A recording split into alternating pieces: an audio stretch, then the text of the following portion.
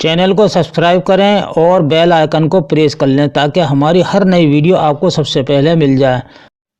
سبق ایسا پڑھا دیا تو نے، سبق ایسا پڑھا دیا تو نے، دل سے سب کچھ بھلا دیا تو نے، کچھ تعلق رہا نہ دنیا سے، شغل ایسا بتا دیا تو نے۔ میں ہوں آپ کا دوست خورشید اردو ادب سے۔ دوستو، آج کا موضوع ہے نرملا ناول کا تنقیدی جائزہ۔ پریم چند کے یہاں مکالموں کی زبان اور ادائیگی کا شعور فنکارانہ صورت میں ملتا ہے۔ وہ دیہات کی زبان، کسانوں کے لب و لہجہ اور تلفظ کو انتہائی مؤثر اور حقیقی رنگ میں پیش کرتے ہیں۔ پریم چند اپنے ناولوں کا مواد اپنی گرد و پیش کی زندگی سے حاصل کرتے ہیں۔ دوستو، نرملا ناول بڑا دلچسپ ہے اور پریم چند نے جتنے بھی ناول اور افسانے لکھے ہیں وہ تمام اپنی زندگی کے اوپر جو واقعات گزرے ہیں، جو حالات گزرے ہیں، انہی پر ہی مبنی ان کے تمام تصانیف ہیں۔ ناول نرملا بھی کچھ اسی طرح کا ہے۔ پریم چند ہمیشہ مظلوموں کے ساتھ رہے ہیں اور سچائی کا ساتھ دیا ہے۔ ناول نرملا بھی اصلاحی انداز کی ایک کہانی ہے جس میں سماجی بندھنوں کی اصلاح ہے اور خاص طور پر سماج کی سخت گیری سے ہندو عورت کو نجات دلانے کی مہم اور فکر نظر آتی ہے۔ پریم چند نے ان دنوں لکھا جب پریم چند 1921 میں سرکاری ملازمت سے استعفیٰ دے کر ادب کی خدمت میں ہمہ تن مشغول ہو گئے تھے۔ پریم چند کے اس ناول کو اس کے چند بے حد کامیاب ناولوں میں شمار کیا جاتا ہے۔ خواتین کے مسائل کی عکاسی کے معاملے میں یہ ناول بہت ہی اہم ہے۔ اس ناول کا نام ہی پریم چند نے اس کی ہیروئن نرملا کے نام پر رکھا ہے، یعنی اس کا ناول کی جو ہیروئن ہے وہ خود نرملا ہے۔ اور یہ بات ناول کے اس وصف کا اشاریہ ہے۔ اس میں عورت کے کردار کو مرکزی حیثیت حاصل ہے اور موضوع کے اعتبار سے بھی عورت کے مسائل اس میں بنیادی حیثیت رکھتے ہیں۔ آئیے اس کہانی کا سرسری طور پہ جائزہ لیتے ہیں۔ نرملا کے والد ادے بھان ایک اچھے وکیل تھے۔ نرملا کے والد کون تھے؟ ادے بھان تھے، یاد رکھیے گا، ٹھیک ہے نہیں؟ ہمیں سب کو یاد رکھنا ہے کہ ناول نرملا کے جو والد تھے، باپ تھے، وہ ادے بھان تھے اور ایک اچھے وکیل بھی تھے۔ نرملا کی شادی انہوں نے اپنے دوست بھال چندر کے بڑے لڑکے بھون موہن سنہا سے طے کر دی تھی۔ کس سے طے کر دی تھی؟ بھون موہن سنہا سے طے کر دی تھی۔ بھال چندر ان کے دوست تھے نرملا کے والد کے، جو ایک ڈاکٹر تھا، یعنی لڑکا بھون موہن جو تھا وہ ڈاکٹر تھا نرملا ناول میں۔ ادے بھان اپنی بیٹی نرملا کی شادی دھوم دھام سے کرنا چاہتا تھا، لیکن ان کی بیوی کلیانی شادی پر زیادہ اخراجات نہ کیے جانے کی بات کہہ دینے سے جھگڑا اتنا بڑھ جاتا ہے کہ ادے بھان گھر چھوڑ کر نکل جاتا ہے۔ یعنی دونوں میاں بیوی میں، یعنی نرملا کے ماں باپ میں جھگڑا ہوتا ہے۔ ماں اس کی جھگڑا کرتی ہے کہ زیادہ شادی میں خرچ مت کرو نرملا کی میں۔ تو راستے میں اسے ایک گنڈا مل جاتا ہے۔ کس کو؟ نرملا کے باپ کو۔ راستے میں ایک گنڈا مل جاتا ہے جس کی ادے بھان کی گواہی کی بنا پر سزا ہو گئی تھی اور جو سزا کاٹ کر جیل سے اسی روز رہا ہوا تھا۔ وہ گنڈا انتقاماً ادے بھان کا قتل کر دیتا ہے۔ اسی روز کلیانی بیوہ ہو جاتی ہے۔ نرملا کی شادی کے سلسلے میں جب کلیانی بھال چندر سے بات کرتی ہے تو وہ جہیز نہ ملنے کی وجہ سے شادی سے انکار کر دیتا ہے۔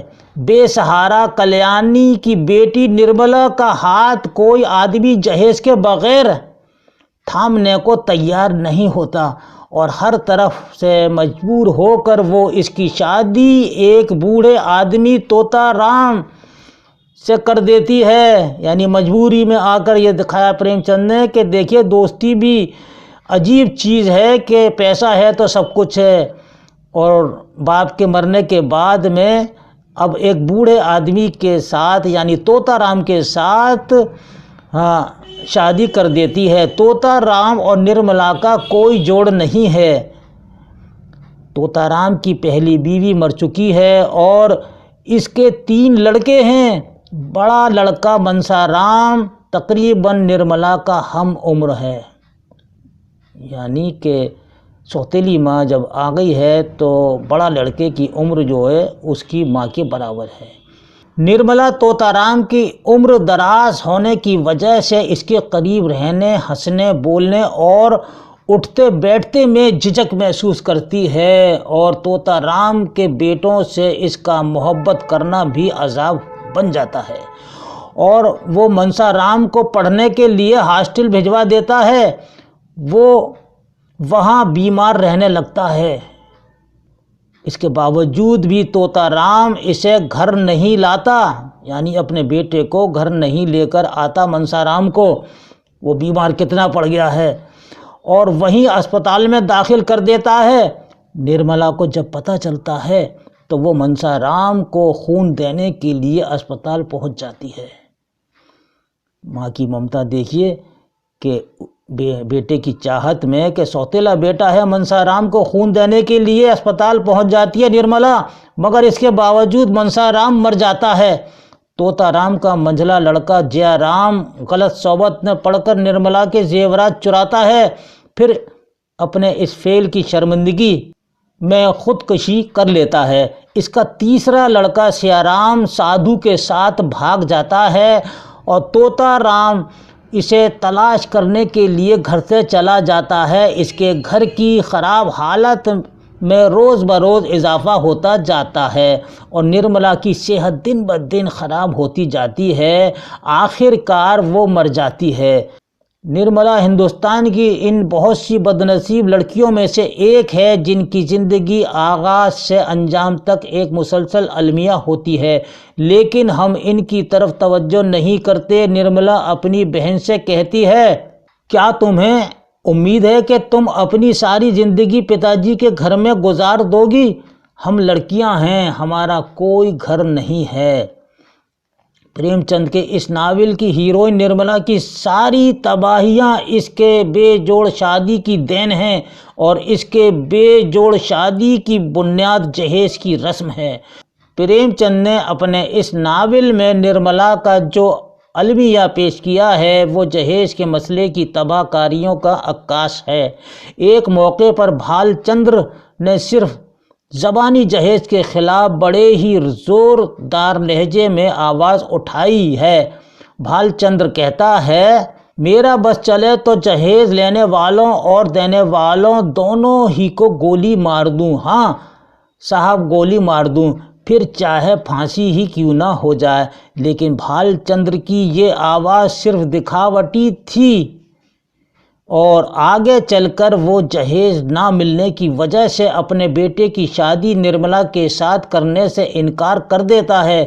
نرملا جو اپنی جیسی لاتعداد ہزاروں مظلوموں لڑکیوں کی ترجمان ہے، کس قدر درد بھرے الفاظ میں اپنی ذہنی کیفیت کا اظہار کرتی ہے۔ میرے لیے زندگی میں کوئی خوشی نہیں، اس کا خواب دیکھ کر کیوں زندگی خراب کروں۔ دنیا میں سب لوگ سکھ کی سیج پر نہیں سوتے ہیں، میں بھی ان بدنصیبوں میں سے ایک ہوں۔ مجھے ایشور نے دکھ کا بوجھ ڈھونے کے لیے چنا ہے، وہ بوجھ سر سے نہیں اتر سکتا، اسے پھینکنا بھی چاہوں تو نہیں پھینک سکتی۔ نرملا بے جوڑ شادی کے باعث جو زندگی گزارتی ہے، اس کی المناکی کی شدت کا اندازہ اس کے برے وقت کی اس بات سے ہوتا ہے جو وہ اپنی ننھی سی بچی کو اپنی نند رکمنی کے سپرد کرتے ہوئے اس سے کہتی ہے۔ نرملا کے اس وقت کے الفاظ یہ ہیں، چاہے کنواری رکھیے، چاہے زہر دے کر مار ڈالیے گا، مگر نااہل کے گلے نہ باندھیے گا، اتنی ہی آپ سے میری بنتی ہے۔ دوستو، یہ تھا ناول نرملا کا تنقیدی جائزہ۔ یہ تنقیدی جائزہ آپ کو کیسا لگا؟ اپنی قیمتی رائے سے ہمیں ضرور مطلع کیجیے گا۔ اس کے ساتھ ہی اپنے دوست کو اگلے ویڈیو تک کے لیے اجازت دیجیے۔ اللہ حافظ۔